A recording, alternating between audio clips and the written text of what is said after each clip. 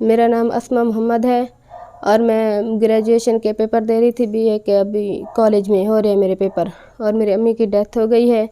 मेरी अम्मी का ये ख्वाब था कि मैं पढ़ूं और कोई जॉब भी लगाऊं करूं मैं। एक तरफ इम्तिहानी पेपर्स, एक तरफ वालदा का वक्त मर्ग। माँ की लाश घर में छोड़कर इम्तिहानी पर्चा में हाजिरी देनी पड़ी। माँ फौत हो गई, गवर्नमेंट सरकारी नौकरी फराम करे। माँ का ख्वाब पूरा करने के लिए ग्रेजुएशन की तालबा अस्मा की मीडिया पर दुहाई।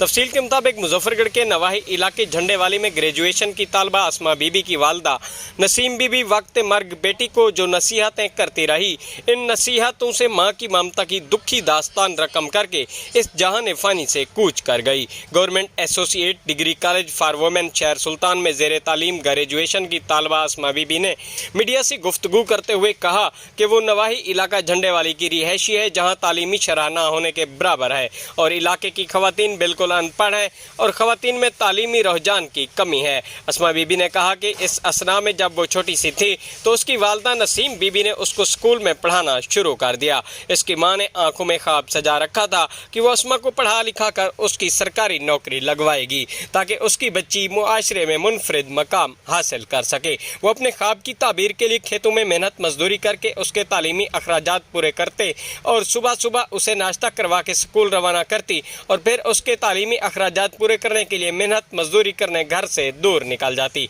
अस्मा बीबी ने कहा कि वालदा की मोहब्बत और उसके ख्वाब को पूरा करने के लिए उसने भी दिन रात मेहनत की और हर क्लास में अच्छी पोजीशन लेते लेते ग्रेजुएशन तक जा पहुंची। अभी चंद दिन पहले वो अपने ग्रेजुएशन के इम्तिहानात दे रही थी कि उसकी वालदा को दिल का दौरा पड़ गया, जिसके बायस उसको कार्डियोलॉजी सेंटर मुल्तान दाखिल करना पड़ा। मेरा नाम अस्मा मोहम्मद है। मैं ग्रेजुएशन मेरी हो रही है, अभी पेपर हो रहे हैं उसके। मेरी अम्मी की डेथ हो गई है, 2 दिन पहले हुई थी और उनका वो ये ख्वाब था कि मैं पढ़ूं भी और कोई सरकारी जॉब भी करूं और हमारे ख़ानदान में कोई भी ज़्यादा वो पढ़ा लिखा नहीं है, तो वो मुझे पढ़ा रही थी खुद मेहनत करके। भी मेरे अबू भी मेहनत कर रहे थे, बुज़ुर्ग हैं वो भी मेहनत मजदूरी करके दोनों मुझे पढ़ा रहे थे। मेरी अम्मी का ये ख्वाब था कि मैं पढ़ूं भी और मेरी कोई सरकारी जॉब भी लग जाए।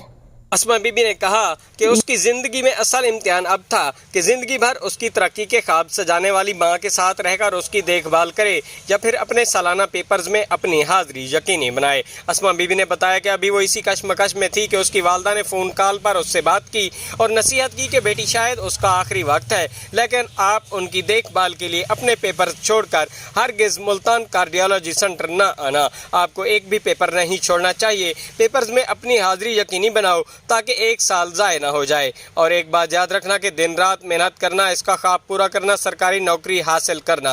अस्मा कहती हैं कि माँ की नसीहत और वसीयत सुनकर उसकी आंखों से आंसू टपक रहे थे और उसने अपनी माँ की हिदायत पर अमल करते हुए पेपर्स में अपनी हाजिरी यकीनी बनाई। इस दौरान जब वो अपना पेपर देने के लिए सुबह घर से रवाना होने लगी तो अचानक उसकी माँ की लाश घर आ गई। माँ की लाश को देखकर वो ज़ारो कतार रोई और उसे उसका दिन का पेपर छूटता हुआ नजर आ गया, लेकिन उसी लम्हे उसको माँ की वसीयत याद आ गई तो माँ की वसीयत पर अमल करते हुए घर में पड़ी माँ की लाश को छोड़कर उसको कॉलेज में पेपर्स देने जाना पड़ा।